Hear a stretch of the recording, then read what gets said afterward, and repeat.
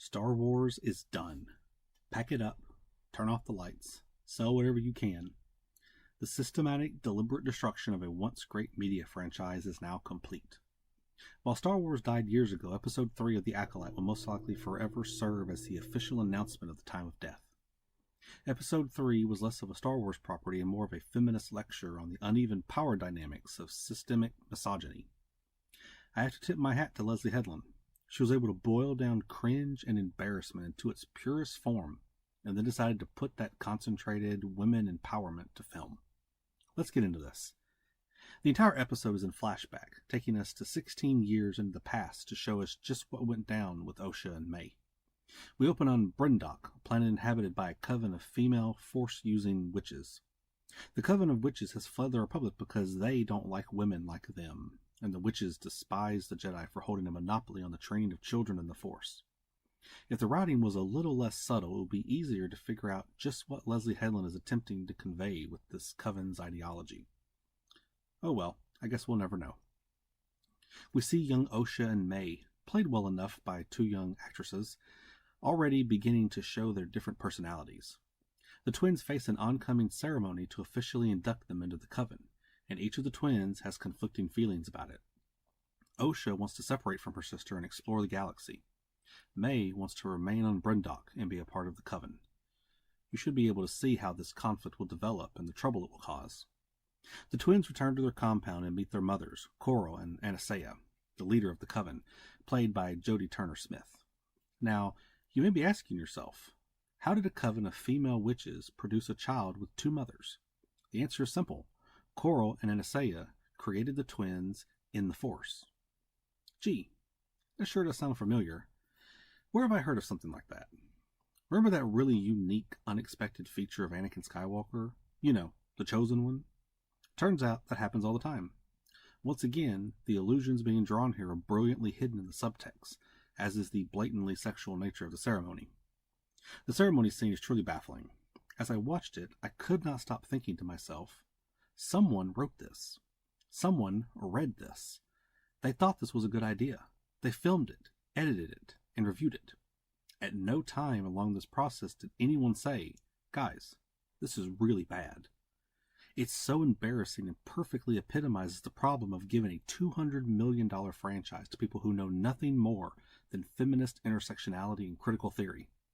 This scene is important and groundbreaking in their world. Leslie Headland thinks she's saying something very important and thought-provoking. She's saying something all right, but it's not what she thinks. Before they can complete the ceremony, it is thankfully interrupted by the arrival of the 4 Jedi that have made it onto May's hit list. They announce their desire to test the twins for Force ability, despite the clear opposition of the Coven, making it clear that they have the legal right to test children. The subtext being painted here is heavy-handed and obvious. The Jedi are the bad guys.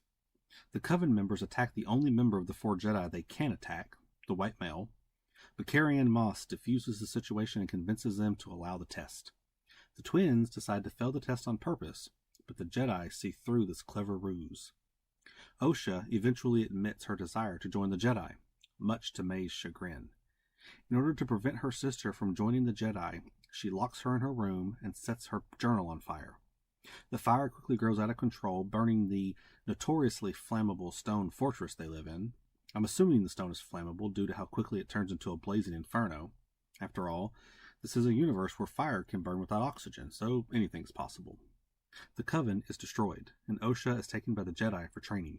May is presumed dead, but it is revealed at the end that she is still alive, which we already knew.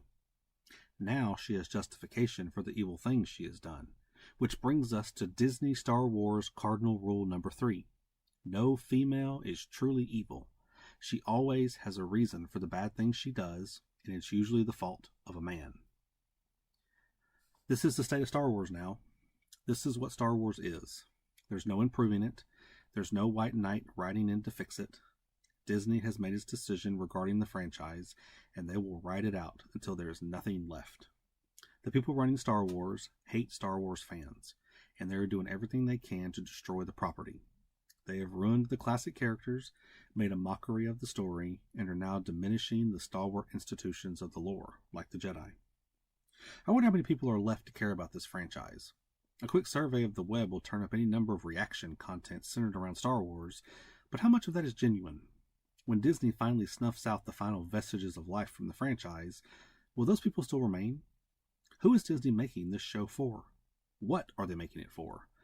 I don't have any answers to those questions, and I'm not sure Disney does either. It's so sad seeing the state of Star Wars now, knowing that this was once a vibrant, dynamic property. Now, it's a predictable, boring, preachy lecture course on why I, as a fan, suck. It's on the cutting edge of entertainment, after all. What do you think? Am I overreacting? Let me know down below. Thanks for watching.